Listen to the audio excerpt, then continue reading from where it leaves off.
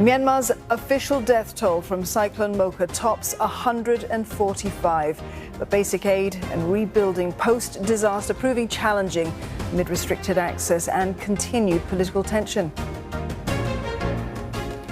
And more on that top story. Myanmar's Rakhine State has been hit the hardest by that storm. And as the region struggles to rebuild, observers say aid delivery is being complicated by restricted access as well as political tensions on the ground. Rakhine explains.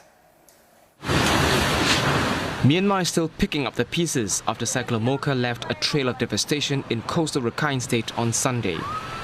Houses were destroyed and public infrastructure like hospitals, schools and power lines badly damaged. Assessment of the full impact is still ongoing.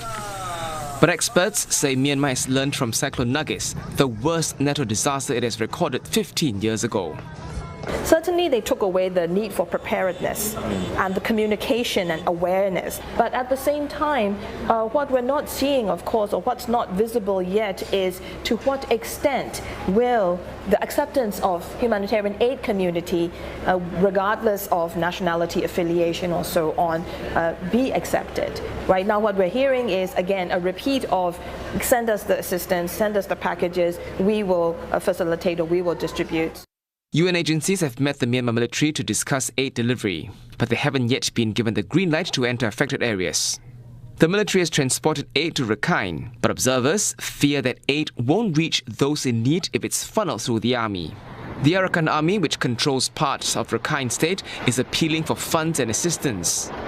But sending aid through the ethnic armed group could worsen its uneasy truce with the Myanmar army, which also goes by its official name, the State Administration Council, or SAC. You have the Arakan Army and the SAC, which haven't been fighting each other for most of the past 2 years. If there's aid flowing into Rakhine State and going to the Arakan Army, and therefore legitimizing its control of these areas, that may be a trigger for additional conflict between the SAC and the AA. The Shadow National Unity government has said it set aside at least $30,000 to help victims. Almost 5.4 million people were estimated to have been in the path of the cyclone across Rakhine State and the northwest. Rakhine, CNA.